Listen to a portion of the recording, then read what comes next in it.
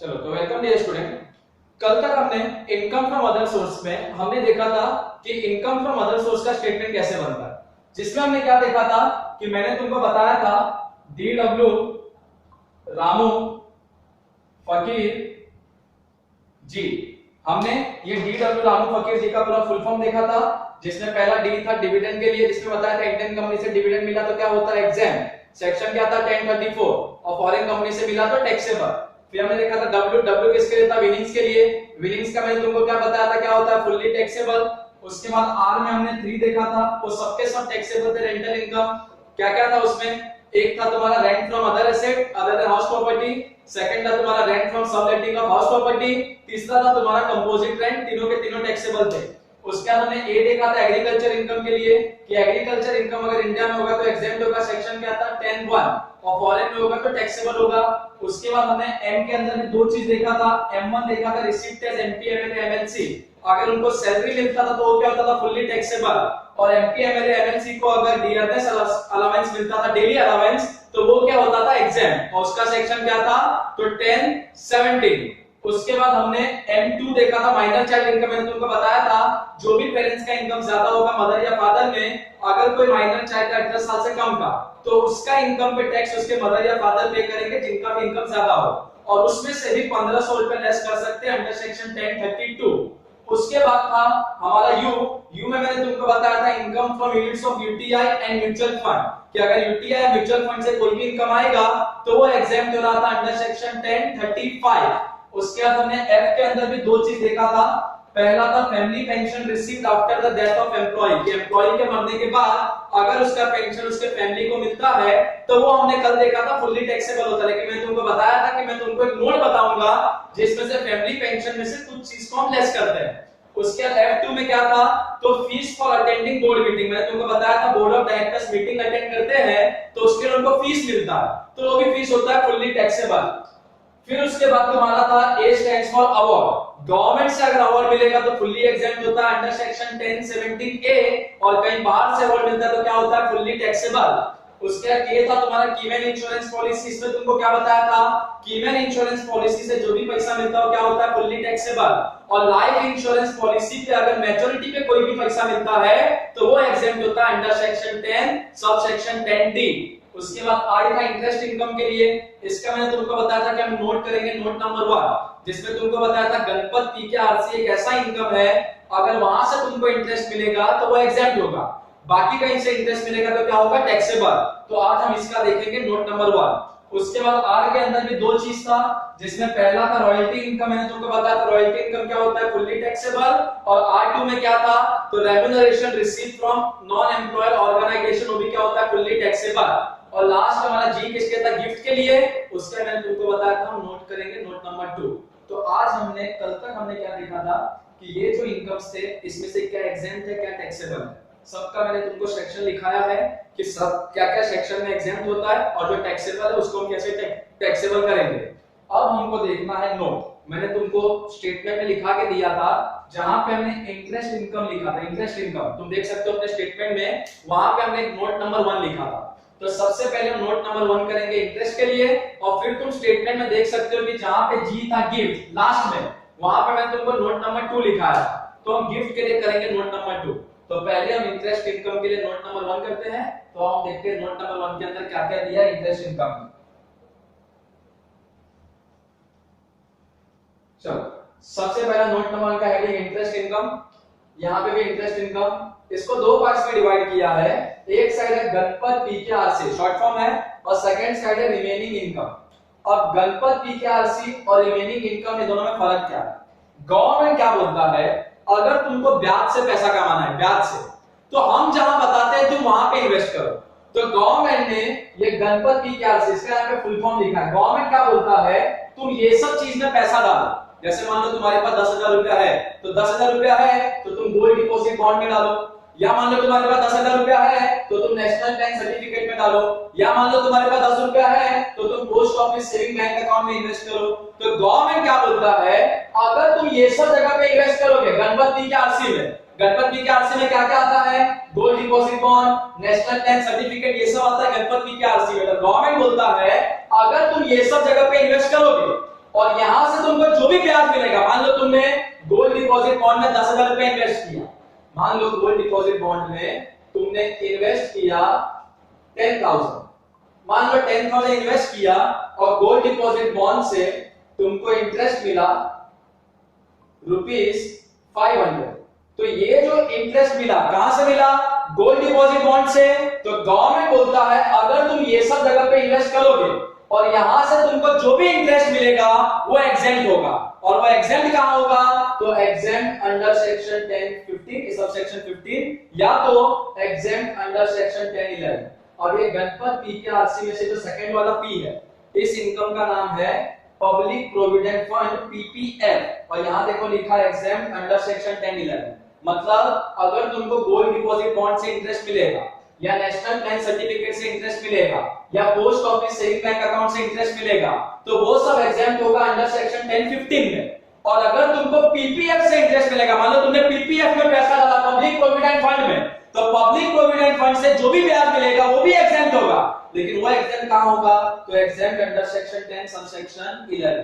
तो गवर्नमेंट क्या बोलता है, अगर तुमको ब्याज से पैसा कमाना है इंटरेस्ट से, तो गणपत पीकेआरसी में पैसा डालो, गणपत पीकेआरसी में तुम इन्वेस्ट करो, वहां से तुमको जो भी ब्याज मिलेगा वो एग्जेम्प्ट होगा। एग्जेम्प्ट का सेक्शन क्या है? तो एग्जेम्प्ट अंडर सेक्शन 10(15) सबके लिए, जी के लिए भी 10(15), एन के लिए भी 10(15), पी के लिए भी 10(15), डी के लिए भी 10(15), खाली जो सेकंड वाला पी है जिसका फुल फॉर्म क्या है? पब्लिक प्रोविडेंट फंड, वहां से अगर तुमको कोई भी इंटरेस्ट मिलेगा तो वो एग्जेम्प्ट होगा, ये वाला पी का एग्जेम्प्ट होगा, एग्जेम्प्ट अंडर सेक्शन 10 सबसेक्शन 11।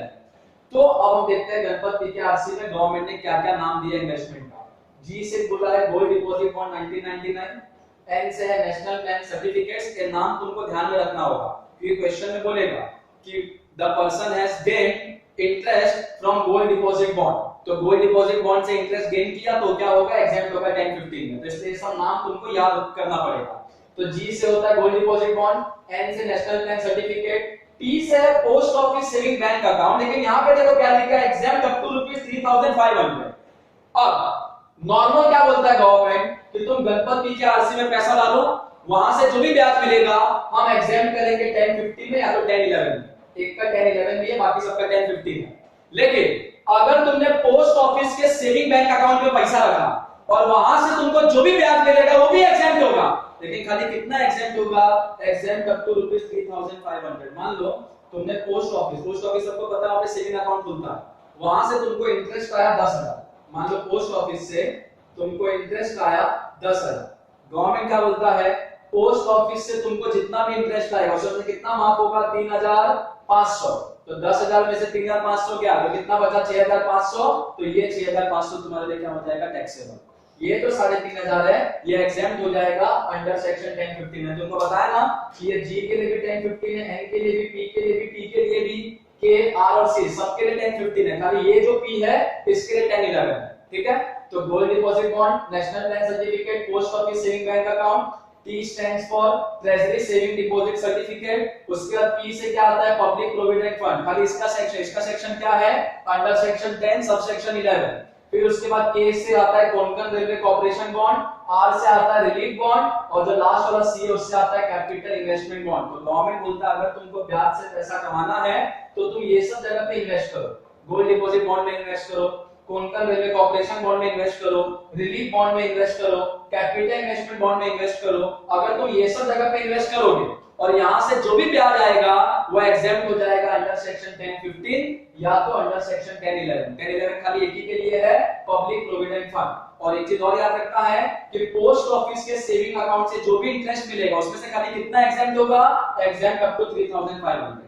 तो पोस्ट ऑफिस में तुम्हारा सेविंग अकाउंट है, वहां से अगर 10,000 इंटरेस्ट आया तो पूरा 10,000 एग्जेम्प्ट नहीं होगा, उसमें से खाली कितना एग्जेम्प्ट होगा? 3,500। सेक्शन क्या होगा? 10(15), और बाकी 6,500 पे तुमको टैक्स लगेगा। बाकी गोल्ड डिपॉजिट बॉन्ड में जितना भी इंटरेस्ट आएगा सब एग्जेम्प्ट, नेशनल बैंक सर्टिफिकेट में जितना भी इंटरेस्ट आएगा सब exempt, treasury saving deposit certificate में जितना भी इंटरेस्ट आएगा सब एग्जेम्प्ट, पीपीएफ से जो भी इंटरेस्ट आएगा सब एग्जेम्प्ट, खाली लिमिट एक ही लगा है post office saving bank account. तो ये था इंटरेस्ट इनकम का फर्स्ट साइड। गवर्नमेंट बोलता है गणपत पीकेआरसी में इन्वेस्ट करो, वहां से तुमको जो भी ब्याज मिलेगा, ब्याज तुमने इन्वेस्ट किया उसमें ब्याज मिलेगा, वो ब्याज तुम्हारा एग्जेम्प्ट हो जाएगा 10(15) में या तो 10(11) में। अगर तुमने गवर्नमेंट का बात माना तो एग्जेम्प्ट मिलेगा, मतलब तुमको टैक्स नहीं भरना है उस इनकम पे। अगर तुमने गवर्नमेंट का बात नहीं माना, तुमने यहाँ पे पैसा ना डाल के कहीं और डाल दिया, मान लो तुमने बैंक में पैसा डाल दिया, बैंक में सबका सेविंग अकाउंट होता है, ये सेविंग अकाउंट पोस्ट ऑफिस का, उसी तरीके से जो हमारा बैंक होता है एचडीएफसी बैंक, आईसीआईसीआई बैंक, अलग अलग बैंक्स है, वहां पे सेविंग अकाउंट होते हैं, वहां पे भी हम जो पैसा रखते हैं सेविंग अकाउंट, उस पे हमको क्या मिलता है, ब्याज मिलता है, बैंक इंटरेस्ट। तुम्हारे भी घर में जो अकाउंट होगा तो उस अकाउंट में तुम देखना पासबुक पे जब एंट्री होता है हमको इंटरेस्ट मिलता है, हर क्वार्टर पे कुछ ना कुछ इंटरेस्ट मिलता है। तो गवर्नमेंट क्या बोलता है, अगर तुम यहाँ पे इन्वेस्ट करते, कुछ भी इंटरेस्ट आता तो हम एग्जाम कर दे, लेकिन तुमने पैसा कहां पे जाके इन्वेस्ट कर दिया, बैंक में रख दिया, तो बैंक में जो भी इंटरेस्ट आएगा वो टैक्सेबल होगा। इसी तरीके से जैसे कंपनी के अंदर शेयर्स बिकता है, कंपनी को जब कैपिटल चाहिए होता है कंपनी क्या बेचता है, शेयर, उसी तरीके से कभी-कभी कंपनी बेचता है डिवेंचर। क्या बेचता है, डिवेंचर। जब कंपनी को कैपिटल का रिक्वायरमेंट होता है तो कभी-कभी कंपनी क्या सेल करता है, डिवेंचर सेल करता है। अब जो भी कंपनी का डिवेंचर खरीदेगा उसको बोलते हैं डिवेंचर होल्डर, डिवेंचर होल्डर। अब डिवेंचर होल्डर को क्या मिलता है, अच्छा शेयर होल्डर्स को क्या मिलता है, डिविडेंड। पहले भी तुमको बताया हूं कि जो भी कंपनी का शेयर खरीदता है उसको बोलते हैं शेयर होल्डर, और कंपनी को जब प्रॉफिट होगा उनको क्या मिलता है, डिविडेंड। उसी तरीके से कंपनी का जो डिवेंचर खरीदता है उसको क्या बोलते हैं, डिवेंचर होल्डर, और डिवेंचर होल्डर को क्या मिलता है, तो इनको मिलता है इंटरेस्ट। तो मान लो तुम्हारे पास पैसा था, तुमने किसी कंपनी का डिवेंचर खरीद लिया, तुमने डिवेंचर खरीदा, कंपनी तुमको क्या पे करेगा, इंटरेस्ट। क्या पे करेगा, इंटरेस्ट, ब्याज। तो गवर्नमेंट बोलता है जो इंटरेस्ट और डिवेंचर मिलेगा वो भी होगा टैक्सेबल। मतलब डिवेंचर पे अगर तुमको कोई भी इंटरेस्ट मिला या बैंक इंटरेस्ट मिला, मतलब बैंक में तुम्हारा पैसा था वहां से इंटरेस्ट मिला, या इसके अलावा एक्सेप्ट और भी बहुत सारे तरीके, मान लो तुमने अगल बगल में तुम्हारा कोई फ्रेंड रहता है तो उसको ब्याज पे पैसा दिया तो उससे तुमको ब्याज मिल रहा है तो वो भी टैक्सेबल होगा। तो गवर्नमेंट बोलता है गणपत पीकेआरसी में इन्वेस्ट करो, यहां से जो भी इंटरेस्ट मिलेगा वो क्या हो जाएगा, एग्जेम्प्ट। अगर तुमने गणपत पीकेआरसी में इन्वेस्ट नहीं किया, बैंक से इंटरेस्ट कमाया या डिवेंचर पे इंटरेस्ट कमाया या किसी को मनी लैंड करके इंटरेस्ट कमाया ब्याज पे देके, तो गवर्नमेंट बोलता है रिमेनिंग इनकम इज टैक्सेबल। तो इंटरेस्ट इनकम अगर गणपत पीकेआरसी से इंटरेस्ट मिलेगा तो एग्जेम्प्ट, और कहीं और से अगर इंटरेस्ट मिलेगा तो क्या होगा, टैक्सेबल। तो जो हमारा आई था इंटरेस्ट इनकम, वहां मैंने तुमको नोट नंबर 1 बताया था कि हमको नोट नंबर 1 में इंटरेस्ट के बारे में देखना है, तो यही था हमारा कंप्लीट पूरा नोट नंबर 1 कि जिसमें हमने इंटरेस्ट के बारे में देखा। तो शॉर्ट फॉर्म में वापस से तुमको बता देता हूं नोट नंबर 1 क्या, इंटरेस्ट इनकम। गवर्नमेंट बोलता है गणपत पीकेआरसी में नाम दिया, गवर्नमेंट ने अपने को नाम दिया, गवर्नमेंट बोलता है गणपत पीकेआरसी में तुम पैसा डालो, वहां से जो भी इंटरेस्ट आएगा, इंटरेस्ट वो पूरा एग्जेम्प्ट हो जाएगा 10-15 में। खाली एक यहाँ पे पी है पब्लिक प्रोविडेंट फंड, जहां से इंटरेस्ट आएगा वो भी एग्जेम्प्ट होगा, लेकिन उसका सेक्शन क्या है, 10-11। सिर्फ एक ऐसा है post office saving bank account कि जहां पे खाली कितना एग्जेम्प्ट होगा, 3500। तो मान लो तुमको 20,000 इंटरेस्ट आया post office saving bank account, तो 20,000 एग्जेम्प्ट नहीं होगा, खाली कितना एग्जेम्प्ट होगा, 3,500, बाकी सब पे तुमको टैक्स देना है। और गवर्नमेंट बोलता है गणपत पीकेआरसी के अलावा तुमने कहीं और से अगर ब्याज कमाया, रिमेनिंग इनकम, तो वो क्या होगा, फुल्ली टैक्सेबल। चाहे तुम बैंक से ब्याज कमाओ या डिवेंचर पे ब्याज कमाओ या एक्सेट्रा और भी कोई अलग तरीके से अगर तुम ब्याज कमाओगे तो वो सब तुम्हारा होगा फुल्ली टैक्सेबल। तो ये था नोट नंबर 1 इंटरेस्ट इनकम के लिए, इसको कॉपी करो। फिर हम इसके बाद देखते हैं नोट नंबर 2 गिफ्ट का।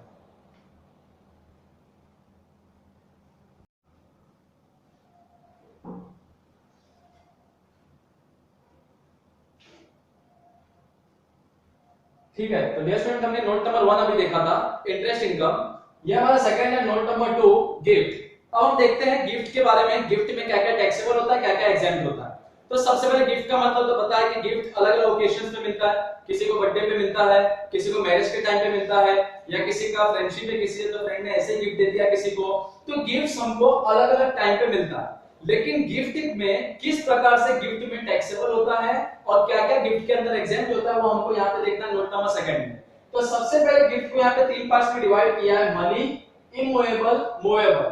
या तो तुमको गिफ्ट मिल सकता है मनी में, मान लो कि तुम्हारा बर्थडे है और तुम्हारे पेरेंट्स ने तुमको क्या किया था, तुमको 10,000 रुपीस दे दिया ऐसे मनी, या मान लो तुम्हारे किसी रिलेटिव ने तुमको 10,000 दे दिया, या मान लो तुम्हारा कोई फ्रेंड है उसने तुमको 10,000 रुपीस दे दिया एज अ गिफ्ट में, मनी में ना, उसने कुछ थिंग नहीं दिया, उसने मनी दे दिया तुमको।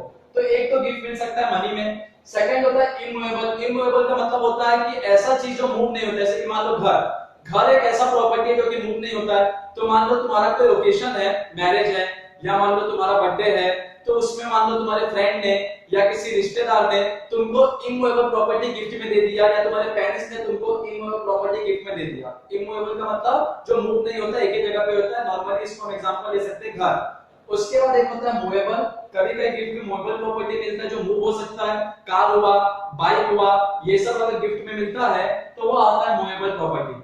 अब गिफ्ट या तो मिल सकता है मनी में, या तो मिल सकता है इमूवेबल प्रॉपर्टी में, या तो मिल सकता है मूवेबल प्रॉपर्टी में। अब हमको ये देखना है कि अगर हमको मनी के रूप में गिफ्ट मिलता है तो वो कितना एग्जेम्प्ट होगा, कितना टैक्सेबल होगा। अगर हमको इमूवेबल प्रॉपर्टी मिलता है, घर मिलता है, जैसे घर का एक दाम होता है 10 लाख 20 लाख, तो उसमें से कितना टैक्सेबल होगा, कितना एग्जेम्प्ट होगा। और अगर हमको मूवेबल प्रॉपर्टी मिलता है तो उसमें से कितना एग्जेम्प्ट होगा, कितना टैक्सेबल होगा। तो पहले मनी का देखते हैं। मनी में क्या बोला है, the whole amount is taxable if the same exceed ₹50,000। अगर तुमको किसी ने गिफ्ट दिया मनी में, अगर उसका मनी में वैल्यू 50,000 तक है, 50,000 तक, तो तुमको कोई भी टैक्स नहीं देना है। मान लो तुम्हारा कोई फ्रेंड था और तुम्हारे फ्रेंड ने तुमको गिफ्ट दिया मनी में, और तुम्हारे फ्रेंड ने तुमको गिफ्ट दिया 48,000, तो 48,000 में तुमको कोई टैक्स देना है, नहीं देना है, वो गिफ्ट तुम्हारा एग्जेम्प्ट है। मान लो तुम्हारे दोस्त ने तुमको गिफ्ट दिया 49,999, तो 49,999 का गिफ्ट दिया तो भी तुमको टैक्स का पेमेंट नहीं करना। क्या बोला है, the whole amount is taxable if the same exceed ₹50,000। अगर 50,000 के ऊपर जाएगा, मान लो तुम्हारे फ्रेंड ने तुमको एग्जैक्ट 50,000 रुपीस दिया कि ये भाई मेरे तरफ से गिफ्ट, तो वो 50,000 भी तुम्हारा टैक्सेबल नहीं होगा। लेकिन अगर तुम्हारे फ्रेंड ने 50,000 1 रुपया दिया, 50,000 1 रुपया, तो वो भी तुम्हारे लिए टैक्सेबल हो जाएगा। अगर तुम्हारे फ्रेंड ने तुमको 51,000 का कैश में गिफ्ट दिया, कैश दिया, तो वो भी तुम्हारे लिए टैक्सेबल हो जाएगा। तो यही बोला है कि अगर मनी में गिफ्ट मिलता तो अगर उसका वैल्यू 50,000 तक है तो एग्जेम्प्ट होगा, 50,000 क्रॉस कर देगा तो क्या हो जाएगा, टैक्सेबल। तो बोला है the whole amount is taxable if the same exceed ₹50,000। 50,000 के ऊपर अगर वैल्यू जाएगा मनी का, गिफ्ट का, तो वो टैक्सेबल हो जाएगा। ठीक है, तो ये हुआ पहला मनी में। तो क्लियर है कॉन्सेप्ट कि अगर तुमको कभी पैसे में गिफ्ट मिला, किसी ने अगर पैसा दिया गिफ्ट के नाम पे, तो अगर वो पैसा 48,000 है, 49,999 है, 50,000 भी होगा तो भी एग्जेम्प्ट है। लेकिन 50,000 1 रुपया भी अगर हो गया तो पूरा टैक्सेबल। ये नहीं कि सर 50,000 तक माफ है तो खाली 1 रुपये पे टैक्स लगेगा, नहीं। 50,000 1 रुपया कैश में गिफ्ट मिला तो पूरा 50,000 1 रुपया टैक्सेबल होगा, फिर तो उसमें कुछ भी माफ नहीं होगा। तो जब भी मनी में गिफ्ट मिले तो अगर 50,000 होगा तो एग्जेम्प्ट हो जाएगा। 50,000 1 रुपया भी हुआ तो देखो बोला था होल अमाउंट, मतलब पूरा अमाउंट टैक्सेबल। ये नहीं 50,000 माफ हो गया खाली 1 रुपये पे टैक्स लगेगा, ऐसा नहीं। तो ये हो गया मनी के लिए। सेकंड हम आते हैं, सेकंड हमको क्या बोला है, इमूवेबल। अगर तुमको किसी ने गिफ्ट दिया और वो इमूवेबल, मतलब मान लो तुमको किसी ने घर गिफ्ट में दिया, मान लो तुम्हारा कोई ओकेशन था और तुम्हारे पेरेंट्स ने तुमको घर दिया गिफ्ट में। अब अगर तुमको घर दिया गिफ्ट में तो यहाँ पे दो कॉन्सेप्ट है, without consideration, inadequate consideration. Gift ना दो प्रकार से मिलता है। कभी कभी ना क्या करते हैं, मैं तुमको एक सिंपल सा एग्जांपल देता हूं। एक यहाँ पे नाम लेते हैं मिस्टर एक्स। मान लो मिस्टर एक्स के पेरेंट्स ने मिस्टर एक्स को गिफ्ट दिया। पेरेंट्स ने गिफ्ट में क्या दिया, तो हाउस, घर दिया। पेरेंट्स ने मिस्टर एक्स को क्या दे दिया, घर। ठीक है, हाउस का दाम था ₹10 लाख, ₹10 लाख, 10 लाख का घर था। पेरेंट्स ने अपने बच्चे को दे दिया, मिस्टर एक्स को ले ले गिफ्ट। अब मिस्टर एक्स से उसके पेरेंट्स ने कुछ भी नहीं लिया, 1 रुपया भी नहीं लिया, 1 रुपया भी नहीं लिया। इसको बोलते हैं विदाउट कंसीडरेशन, मतलब पूरा फ्री में दे दिया। पेरेंट्स ने पूरा 10 लाख का घर मिस्टर एक्स को फ्री में दे दिया, ठीक है, तो इसको बोलते हैं विदाउट कंसीडरेशन। अब रूल क्या बोलता है, पहले देखो इमूवेबल, पहले देखते हैं गिफ्ट क्या है, मनी है, इमूवेबल है कि मूवेबल है। तो हमारा गिफ्ट क्या है, हाउस है, तो हाउस ना तो मनी में आता है तो किस में आता है, इमूवेबल में। तो हमारा जो गिफ्ट है वो किस में है, तो इमूवेबल। और इमूवेबल में ये देखने का कि विदाउट कंसीडरेशन है कि इनएडुकेट कंसीडरेशन है। विदाउट कंसीडरेशन का मतलब फ्री में देना। तो यहाँ पे पेरेंट्स ने जो मिस्टर एक्स को गिफ्ट दिया हाउस 10 लाख का, 1 भी रुपया लिया क्या, नहीं लिया, तो इसको बोलते हैं विदाउट कंसीडरेशन। अब देखो रूल क्या बोलता है, the whole amount is taxable if the stamp value of the property exceed ₹50,000। हर प्रॉपर्टी का ना एक स्टैम्प वैल्यू होता है, स्टैम्प ड्यूटी वैल्यू होता है। किसी प्रॉपर्टी का 20,000 होता है, किसी प्रॉपर्टी का 2 लाख होता है, किसी प्रॉपर्टी का 2 करोड़ होता है, कुछ भी हो सकता है। तो गवर्नमेंट क्या बोलता है, अगर पेरेंट्स ने मिस्टर एक्स को गिफ्ट दिया इमूवेबल प्रॉपर्टी, और 1 रुपया भी लिया नहीं तो किसमें आएगा, विदाउट कंसीडरेशन में। तो गवर्नमेंट क्या बोलता है, अगर वो घर का स्टैंप ड्यूटी वैल्यू 50,000 से ऊपर, 51,000 है, 50,000 1 रुपया है, तो ये पूरे 10 लाख पे टैक्स पे करना होगा मिस्टर एक्स को, ठीक है। और अगर ये घर का स्टैंप ड्यूटी वैल्यू 50,000 से कम है, 49,000 है, 49,999 है, तो अगर उसका स्टैंप ड्यूटी वैल्यू कम है 50,000 से, तो मिस्टर एक्स को उस घर के ऊपर कोई भी टैक्स नहीं देना है, पूरा माफ हो जाएगा उसका गिफ्ट। तो फिर से इमूवेबल प्रॉपर्टी गिफ्ट दिया मिस्टर एक्स को, किसने, उसके पेरेंट्स ने। क्या दिया, घर। घर का वैल्यू कितना था, मार्केट वैल्यू 10 लाख। अब गवर्नमेंट क्या बोलता है कि ये जो घर है, पहले ये देखो विदाउट कंसीडरेशन है कि इनएडिक्वेट, विदाउट कंसीडरेशन का मतलब क्या, 1 भी रुपया नहीं देना, और इनएडिक्वेट कंसीडरेशन का मतलब क्या, घर कितने का है, 10 लाख का। तो एक्स के पेरेंट्स ने एक्स को क्या बोला कि तू मेरे को 2 लाख रुपया दे, 2 लाख, मैं तेरे को 10 लाख का घर देता हूं। तो इसको बोलते हैं इनएडिक्वेट कंसीडरेशन। घर का दाम कितना था, 10 लाख, लेकिन पेरेंट्स ने एक्स से खाली कितना लिया, 2 लाख, 2 लाख रुपया लेके पूरे 10 लाख का घर दे दिया, तो इसको बोलते हैं इनएडिक्वेट कंसीडरेशन। तो जब भी तुमको गिफ्ट में ये दिखे कि इमूवेबल प्रॉपर्टी गिफ्ट में दिया, घर दिया है गिफ्ट में, तो वो टाइम पे ये देखने का कि कुछ लिया है कि कुछ नहीं लिया। अगर नहीं लिया है तो विदाउट कंसीडरेशन, अगर लिया है, कम पैसा लिया है, तो उसको बोलते हैं इनएडिक्वेट कंसीडरेशन। अब तो बोलोगे सर 10 लाख का घर था, पूरा 10 लाख ले लेता तो कहेगा गिफ्ट हुआ। अरे गिफ्ट का मतलब तो यही होता है कि हमको कुछ ना देना पड़े, तो या तो कुछ भी ना देना पड़े या तो कम देना पड़े। तो कुछ भी नहीं देंगे तो उसको क्या बोलते हैं, विदाउट कंसीडरेशन। और अगर कम पैसा दिया, जैसे 10 लाख का घर था, एक्स ने खाली कितना दिया, 2 लाख, तो उसको बोलते हैं इनएडिक्वेट कंसीडरेशन। तो जब भी प्रॉपर्टी गिफ्ट में देता है एक जन दूसरे को इमूवेबल, तो ये देखने का कुछ लिया है कि कम लिया, कुछ नहीं लिया है तो विदाउट कंसीडरेशन, कम लिया है तो इनएडिक्वेट कंसीडरेशन, कुछ भी नहीं लिया विदाउट कंसीडरेशन है तो घर का स्टैंप ड्यूटी वैल्यू देखने का। अगर 50,000 के एक्सीड होता है, 50,000 से ज्यादा, तो पूरा का पूरा प्रॉपर्टी के जितना वैल्यू होगा उसमें मिस्टर एक्स को टैक्स का पेमेंट करना होगा। और अगर इसका स्टैंप ड्यूटी वैल्यू कम है, 50,000 से कम है, 50,000 से कम है, तो कोई टैक्स का पेमेंट नहीं करना। ये हो गया विदाउट कंसीडरेशन। और सेकंड है इनएडिक्वेट कंसीडरेशन। इसमें मैंने तुमको क्या बताया, जैसे घर है 10 लाख का, तो पेरेंट्स ने एक्स से खाली कितना लिया, 2 लाख, 2 लाख लिया, 10 लाख का घर दे दिया, तो इसको बोलते हैं इनएडिक्वेट कंसीडरेशन। अब अगर किसी को ऐसा इनएडिक्वेट कंसीडरेशन का गिफ्ट मिलता है, तो उस केस में गवर्नमेंट क्या बोलता है, the difference between the stamp duty value and the consideration, if such difference exceed higher of rupees 50,000 और 5% of consideration, बोलता है पहले तो तुम डिफरेंस निकालो। कौन से दो चीज का डिफरेंस, कि घर का स्टैंप ड्यूटी वैल्यू कितना है, यहाँ पे भी एक वर्ड में लिखना भूल गया था, स्टैंप ड्यूटी, ठीक है।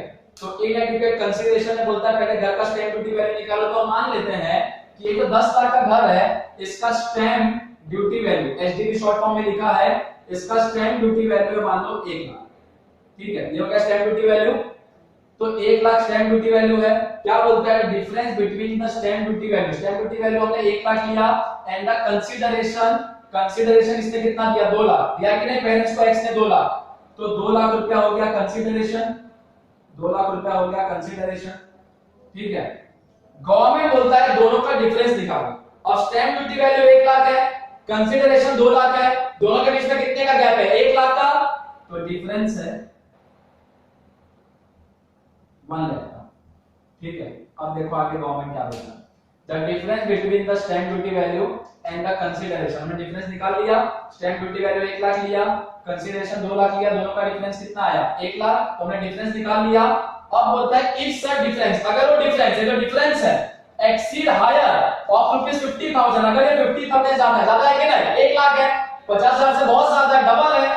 अगर 50,000 से कम होता, मान लो 48,000 होता, मान लो कि स्टैंप ड्यूटी वैल्यू यहाँ पे 1 लाख ना होके स्टैंप ड्यूटी वैल्यू यहाँ पे था मान लो 1,60,000, अब 1,60,000 स्टैंप ड्यूटी वैल्यू था, कंसीडरेशन 2 लाख था, दोनों के बीच का गैप कितना आता, 40,000 आता कि नहीं, 40,000, तो 40,000 तो 50 से कम है ना, अरे 50 से कम है कि नहीं, तो अगर 40,000 50 से कम है तो पूरा माफ हो जाता है। लेकिन हमने स्टैंप ड्यूटी वैल्यू कितना लिया, 1 लाख, कंसीडरेशन कितना लिया, 2 लाख, दोनों के बीच में डिफरेंस कितना है, 1 लाख, तो बोला if such difference exceed higher of rupees 50,000, अगर वो डिफरेंस 50,000 से ऊपर है, जो कि है कि नहीं, तो है, और 5% ऑफ कंसीडरेशन, 5% ऑफ कंसीडरेशन का मतलब ये जो 2 लाख है 2 लाख का तुम 5% लोगे, 2 लाख का 10% कितना होता है 20,000, 5% होगा 10,000, ठीक है, 5% ऑफ कंसीडरेशन, 5% ऑफ कंसीडरेशन। तो बोला है कि जो तुम डिफरेंस निकालोगे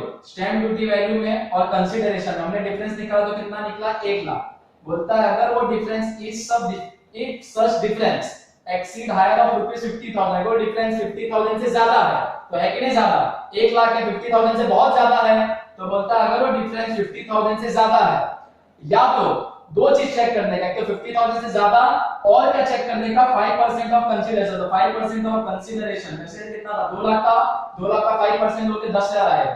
तो ये दोनों में से कोई भी चीज अगर 50,000 से ज्यादा है तो ये भी ज्यादा है, 1 लाख है, चलो ये ज्यादा नहीं है लेकिन एक चीज तो ज्यादा है, तो ये तुम्हारा हो जाएगा टैक्सेबल। मतलब ये तो इसको प्रॉपर्टी मिला मिस्टर एक्स को कितने का प्रॉपर्टी मिला 10 लाख का, इसको उसको टैक्स देना पड़ेगा। पहले भी वही था, फिर से मैं बताता हूं, अगर किसी को इमूवेबल प्रॉपर्टी गिफ्ट में मिलता है, जैसे मान लो मिस्टर एक्स के पेरेंट्स ने मिस्टर एक्स को 10 लाख का घर दे दिया, ठीक है, तो ये देखने का मिस्टर एक्स ने उसके लिए कुछ दिया है क्या, कुछ भी नहीं दिया, तो उसको क्या बोलते हैं विदाउट कंसीडरेशन। उसमें गवर्नमेंट क्या बोलता है the whole amount is taxable if the stamp duty value of the property exceed ₹50,000। Government बोलता है कुछ भी अगर नहीं दिया तो स्टैंप ड्यूटी वैल्यू देखो, तो अपने केस में स्टैंप ड्यूटी वैल्यू हमने कितना दिया 1 लाख, तो गवर्नमेंट बोलता है कि स्टैंप ड्यूटी वैल्यू 50 से ज्यादा है, 50 से ज्यादा, तो पूरा का पूरा घर जितने का भी होगा पूरा टैक्सेबल हो जाएगा, ठीक है। अगर ये स्टैंप ड्यूटी वैल्यू 48,000 होता, 47,000 होता तो माफ हो जाता, ठीक है, ये विदाउट कंसीडरेशन।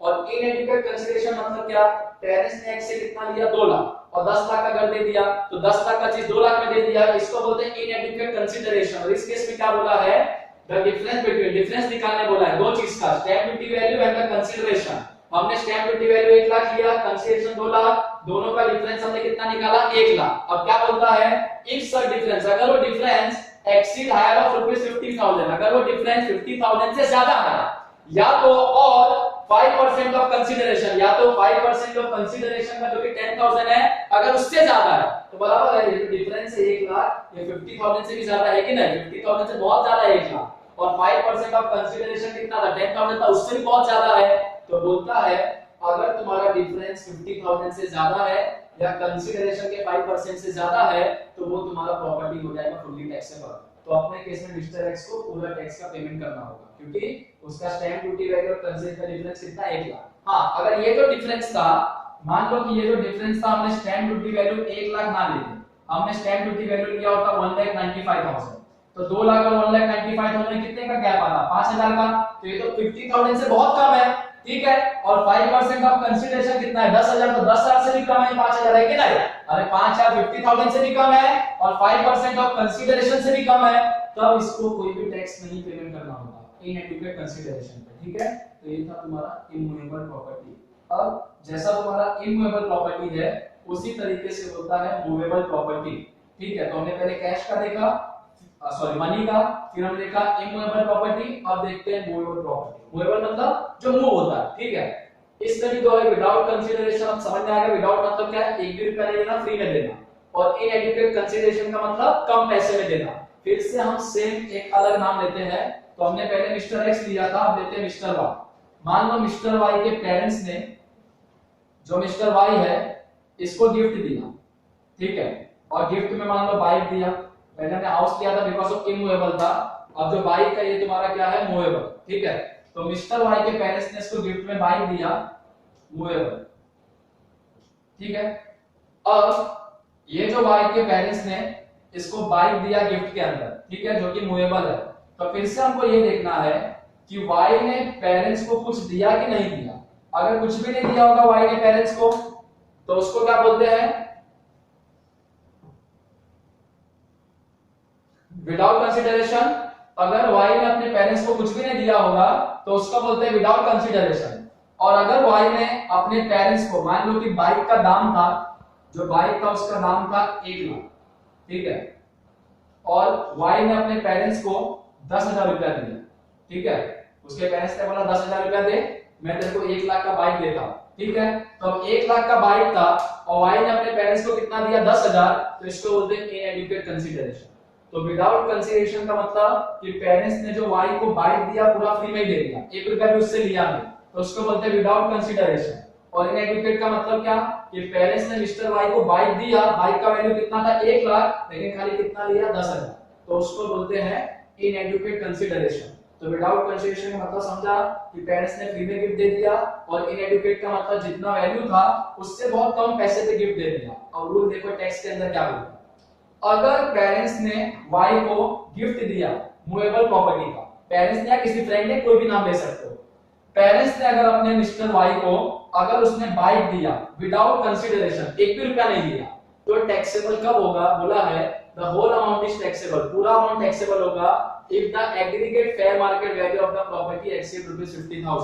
पेरेंट्स ने मिस्टर वाई को बाइक दिया था, बाइक का दाम कितना था 1 लाख, और मिस्टर वाई ने 1 भी रुपया दिया, पेरेंट्स को नहीं दिया, 1 भी रुपया नहीं दिया, तो किसमें आ गया विदाउट कंसीडरेशन में। और रूल क्या बोलता है विदाउट कंसीडरेशन में, अगर मिस्टर वाई ने पेरेंट्स को 1 भी रुपया नहीं दिया है तो विदाउट कंसीडरेशन में आ गया, और अगर उस मूवेबल प्रॉपर्टी का वैल्यू कितने से ज्यादा है 50,000 से ज्यादा है तो पूरा टैक्सेबल। अब पेरेंट्स ने मिस्टर वाई को कितने का बाइक दिया 1 लाख का, 50,000 से बहुत ज्यादा है तो ये पूरे 1 लाख पे टैक्स पे करना होगा मिस्टर वाई को। अगर यही बाइक 1 लाख का नहीं होता, मान लो ये बाइक होता 49,000 का, और 49,000 का बाइक पेरेंट्स ने मिस्टर वाई को दे दिया, 1 भी रुपया नहीं दिया, 1 भी रुपया नहीं दिया तो विदाउट कंसीडरेशन में आ गया। और बाइक कौन सा प्रॉपर्टी होता है तुम्हारा मूवेबल, तो वैल्यू कितना है 49,000, तो देखो बोला है the whole amount is taxable, पूरा अमाउंट टैक्सेबल होगा if the aggregate fair market value of the property exceed 50,000, 50 के ऊपर जाएगा तो टैक्सेबल होगा। अगर 49,000 का बाइक है तो टैक्सेबल होगा क्या, तो टैक्सेबल नहीं होगा। ये हो गया विदाउट कंसीडरेशन। अब आते हैं इनएडुकेट कंसीडरेशन पे। मान लो कि बाइक का दाम था 1 लाख रुपया, लेकिन पेरेंट्स ने मिस्टर वाई से खाली कितना लिया 10,000 रुपया लेके 1 लाख का बाइक पेरेंट्स ने मिस्टर वाई को दे दिया, ठीक है, पेरेंट्स ने मिस्टर वाई को 1 लाख का बाइक 10,000 में दे दिया, इसको बोलते हैं इनएडुकेट कंसीडरेशन। अब फिर से यहाँ पे देखो क्या बोला, द डिफरेंस बिटवीन, डिफरेंस निकालने वाले से यहाँ पे डिफरेंस दिखा था ना स्टैम्प ड्यूटी वैल्यू कंसीडरेशन का, यहाँ पे डिफरेंस क्या बोला है, the difference between the aggregate fair market value, बोलता है जो मार्केट वैल्यू है पहले वो लो, तो मार्केट वैल्यू हमने इसका कितना लिया 1 लाख, ठीक है, फेयर मार्केट वैल्यू 1 लाख, तो बोला है the difference between the aggregate fair market value and the consideration, consideration में डिफरेंस लो, कंसीडरेशन हमने यहाँ पे कितना लिया 10,000 हो गया अपना कंसीडरेशन, ठीक है, बोलता है दोनों का डिफरेंस लो। अब 1 लाख और 10,000 में डिफरेंस कितना होता है 90,000 का, तो डिफरेंस हो गया 90,000 का।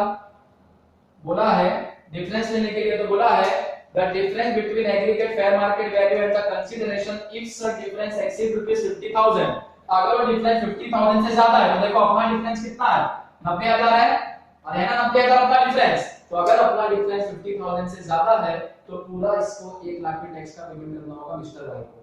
यही डिफरेंस अगर मान लो फेयर मार्केट वैल्यू 1 लाख था, चलो जान लो फेयर मार्केट वैल्यू 1 लाख नहीं था, मान लो फेयर मार्केट वैल्यू 48,000 था, कंसीडरेशन 10,000 था, दोनों का डिफरेंस कितना है 38,000, और यह दोनों का डिफरेंस 38,000।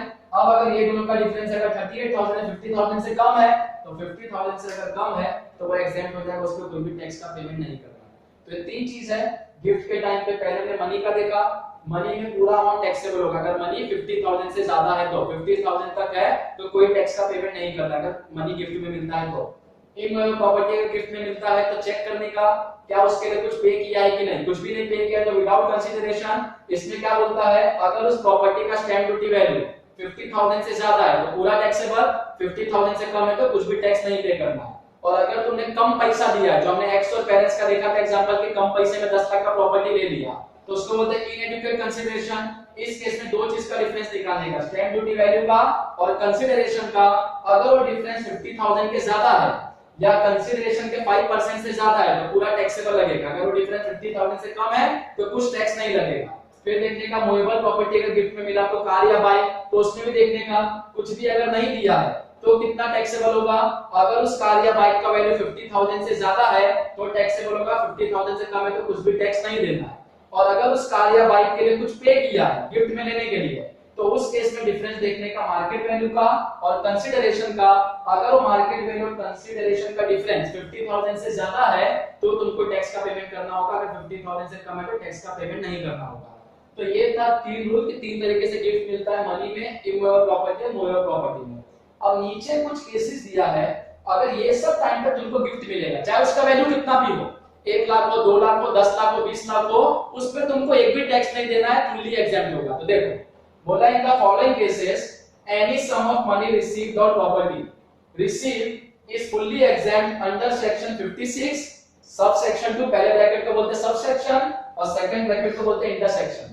तो एग्जैम्प्ट under section 56 sub section 2 intersection 7 बोलता है ये सब केसेस में अगर तुमको गिफ्ट मिलेगा चाहे मनी में मिले चाहे कोई प्रॉपर्टी में मिले मूवेबल हो चाहे इमूवेबल हो फुल्ली एग्जैम्प्ट होगा। कौन कौन सा टाइम है? पहला loan from relative sorry loan from relative नहीं तुम्हारा यहाँ पे आएगा गिफ्ट फ्रॉम रिलेटिव कि अगर तुमको अपने किसी रिलेटिव से अगर गिफ्ट मिलता है गिफ्ट फ्रॉम रिलेटिव कोई अगर तुम्हारा रिलेटिव है मदर फादर भाई बहन अगर उनसे अगर कोई भी गिफ्ट मिलेगा तो वो तुम्हारा एग्जैम्प्ट हो जाएगा उस पर तुमको कोई भी टैक्स का पेमेंट नहीं देना। दादा दादी से भी मिला तो भी exempt. Second on the occasion of marriage शादी के टाइम पे तुमको कोई भी गिफ्ट मिलेगा उसका वैल्यू कितना भी हो 50,000 हो 1 लाख हो 2 लाख हो 10 लाख हो उस पर तुमको कोई भी टैक्स का पेमेंट नहीं करना है चाहे वो मनी में हो चाहे इमूवेबल प्रॉपर्टी हो चाहे मूवेबल। उसके बाद अंडर अ विल और by way of inheritance under a will of inheritance का मतलब होता है विरासत में जैसे कोई दादाजी मर गया तो उसका प्रॉपर्टी उसके लड़के को ट्रांसफर होगा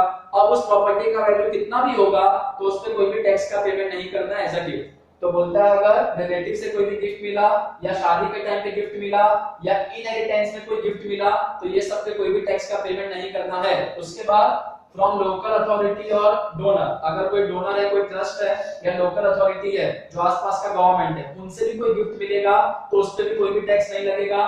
from any fund of educational institution और हॉस्पिटल एक्सेट्रा अगर कोई एजुकेशनल इंस्टीट्यूशन है संस्था या कोई हॉस्पिटल है वहां से भी गिफ्ट मिलेगा उसका वैल्यू कितना भी हो 50,000 हो 1 लाख हो 2 लाख हो 10 लाख हो उस पर भी कोई भी टैक्स नहीं लगेगा। एंड फ्रॉम एनी ट्रस्ट और इंस्टीट्यूशन रजिस्टर या किसी ट्रस्ट से तुमको गिफ्ट मिलेगा तो उस पर भी कोई टैक्स का पेमेंट नहीं करना है। तो गवर्नमेंट ने क्या बोला है कि अगर ये 6 जगह से तुमको गिफ्ट मिलेगा तो हो जाएगा fully exempt under section 56 sub section 2 intersection 7 चाहे उस गिफ्ट का वैल्यू कितना भी हो चाहे रिलेटिव से मिलेगा या शादी के टाइम पे मिलेगा या इनहेरिटेंस में मिलेगा या लोकल अथॉरिटी से मिलेगा या हॉस्पिटल से मिलेगा या तुम्हारा ट्रस्ट से मिलेगा तो ये सब जगह से गिफ्ट मिलेगा उसका वैल्यू कितना भी हो 50,000 हो 2 लाख हो 10 लाख हो कोई भी तुमको टैक्स का पेमेंट करना नहीं है।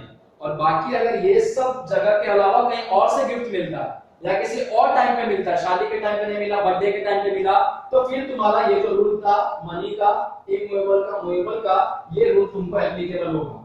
तो ये हमारा 3 पहले हमने देखा कि गिफ्ट 3 में से मिल सकता है तो मनी में या तो तुम्हारा इमूवेबल प्रॉपर्टी में या तो मूवेबल प्रॉपर्टी में। फिर हमने देखा कि नीचे कुछ केसेस थे अगर वो सब टाइम पे तुमको गिफ्ट मिलता है तो वो सब टाइम पे अगर गिफ्ट मिलेगा तो वो हो जाएगा फुल्ली एग्जैम्प्ट चाहे गिफ्ट का वैल्यू कितना भी हो। तो हमारा नोट नंबर 1 था इंटरेस्ट इनकम और ये तुम्हारा नोट नंबर 2 है गिफ्ट के लिए। तो इसको कॉपी करो बाद में नोट है नोट नंबर 3 वो हम देखते हैं छोटा सा नोट है ठीक है इसको कॉपी करो नोट नंबर 2।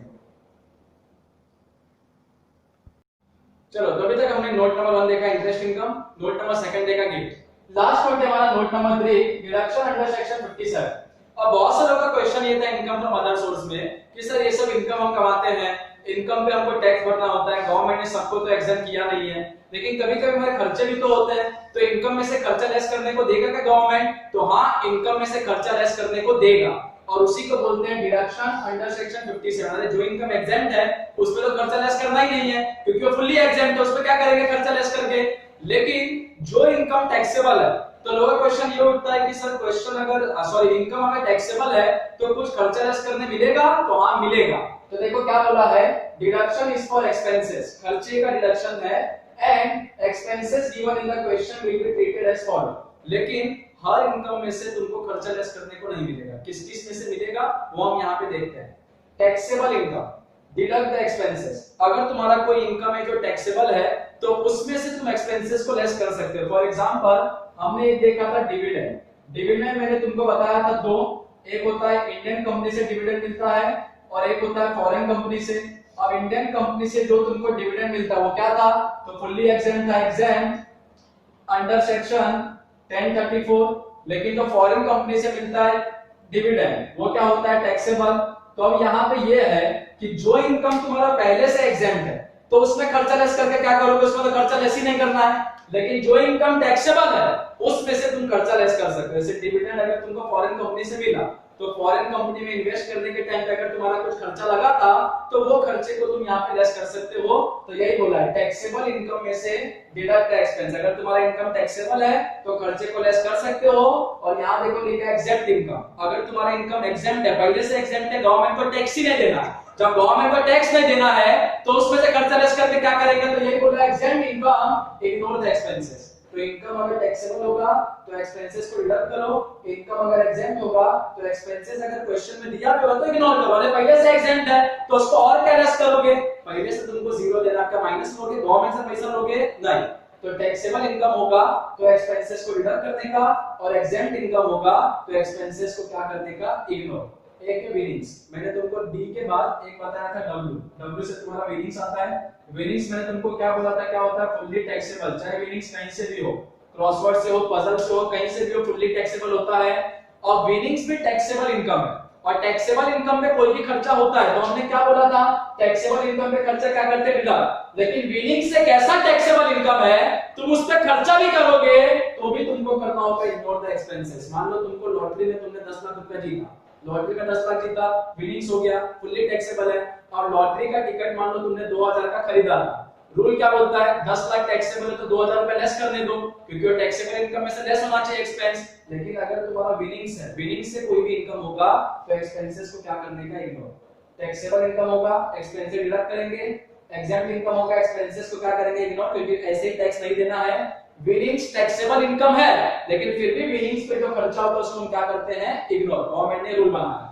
उसके बाद एक है फैमिली पेंशन। मैंने तुमको बताया था कि फैमिली पेंशन मिलता है after the death of employee, मतलब एम्प्लॉय जब तक काम कर रहा था उसको क्या मिलेगा, सैलरी। रिटायरमेंट के उसको क्या मिलेगा, पेंशन।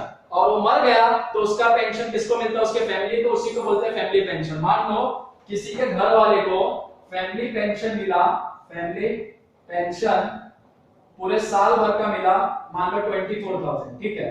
गवर्नमेंट क्या बोलता है, हमको पूरे 24,000 पे टैक्स नहीं चाहिए। तो असेसी पूछता है कितने पे टैक्स चाहिए, तो गवर्नमेंट बोलता है 24,000 तुम्हारा इनकम है, इसमें से लेस करो, लेस डिडक्शन अंडर सेक्शन 57। अब क्वेश्चन ये उठता है कि गवर्नमेंट कितना लेस करने को अलाउ किया, तो गवर्नमेंट बोलता है कितना लेस करने का, 1/3 ऑफ एक्चुअल अमाउंट। पहले 1/3 तो एक्चुअल अमाउंट का, 1/3 ऑफ एक्चुअल अमाउंट। अब एक्चुअल अमाउंट का 1/3 मतलब जितना मिला, तो 24,000 का 1/3 अगर लेंगे तो कितना होगा, 8,000। तो गवर्नमेंट बोलता है पहले 1/3 ले लो, तो हमने 24,000 का 1/3 लिया, 8,000 हुआ। 30 का 1/3 कितना होता, 10,000। 60 का 1/3 कितना होता, 20,000। और सेकंड बोलता है मैक्सिमम रुपीस 15,000, तो मैक्सिमम रुपीस 15,000। और गवर्नमेंट बोलता है, ये साइन देखो, बोलता है व्हिचएवर इज लेस, दोनों में से जो कम होगा। तो ये दोनों में से अगर 8,000 और 15,000 में से हम लेस देखें तो 8 और 15 में से तुम्हारा लेस क्या होगा, 8,000। तो ये 8,000 को हम लेस कर सकते हैं 24,000 में से, और 24,000 में से 8,000 जाएगा, बचेगा कितना, 16,000। तो ये 16,000 पे हमको गवर्नमेंट को टैक्स देना होता है फैमिली पेंशन पे। तो किसी को भी अगर फैमिली पेंशन मिलता है तो जितना भी मिलेगा उस पूरे पे टैक्स नहीं देना, उसमें से लेस करने को अलाउड है। 57 में, अंडर सेक्शन 57 में कितना लेस करने को मिलेगा, तो 1/3 ऑफ एक्चुअल अमाउंट जितना भी मिला उसका 1/3 लो, और मैक्सिमम 15,000, दोनों में से व्हिचएवर इज लेस। तो हमारे क्वेश्चन में हमने 1/3 लिया, तो 1/3 कितना है, 8,000, मैक्सिमम 15,000। 8 और 15 में से लेस क्या, 8,000। तो 24 में से 8 लेस करके हमारा कितना बचा, 16। इस पे हमको टैक्स देना है। यही अगर 24,000 के जगह अगर मान लो किसी को 60,000 मिलेगा फैमिली पेंशन, तो 60,000 का अगर 1/3 लेगा, 1/3 ऑफ 60,000, तो 1/3 ऑफ 60,000 कितना हो जाएगा, 20,000। और मैक्सिमम कितना लगा, 15,000। तो 20 और 15 में से लेस क्या है, 15,000। तो यहाँ पे खाली कितना लेस कर पाएगा, 15,000। और 60 में से 15 जाएगा तो कितना बच गया, 45,000। इस 45,000 को क्या पेमेंट करना है, टैक्स। तो हमारा ये था नोट नंबर 3 के अंदर 4 एक्सपेंसेस। अगर तुम्हारा टैक्सेबल इनकम होगा, अगर तुम्हारा इनकम टैक्सेबल है, उस पे जो भी खर्चा किया तुम डिडक्ट कर सकते हो। अगर तुम्हारा इनकम एग्जेम्प्ट है, उस पे जो भी खर्चा किया उसको क्या करना होगा, इग्नोर करना होगा। विनिंग्स फुल्ली टैक्सेबल होता है लेकिन फिर भी इस पे भी जो खर्चा होगा उसको क्या करते हैं, इग्नोर। और अगर किसी को फैमिली पेंशन मिला तो पूरे पे टैक्स नहीं देना, उसका क्या करना है, 1/3 देना एक्चुअल अमाउंट का, मैक्सिमम 15,000, दोनों में से जो कम होगा उतना उसमें से लेस करेंगे, ठीक है। तो ये हमारा नोट नंबर 3 था, डिडक्शन अंडर सेक्शन 57। अब नोट नंबर 1 हमने देखा इंटरेस्ट इनकम, नोट नंबर 2 हमने देखा गिफ्ट के बारे में, note number 20 deduction under section 57। इसके पहले हमने क्या देखा था, statement of income from other source, D W Ramu फकीर जी। जो जो इनकम टैक्सेबल था स्टेटमेंट में इंक्लूड किया, मतलब एक्स का साइन डाला, जो जो एग्जेम्प्ट था उसको हमने एक्सक्लूड किया, नील लिखा। सबके अलग अलग सेक्शन से तुमको याद होने चाहिए कि डिविडेंड इंडियन कंपनी से है तो क्या सेक्शन है, एग्रीकल्चर इनकम अगर इंडिया में है तो क्या सेक्शन है।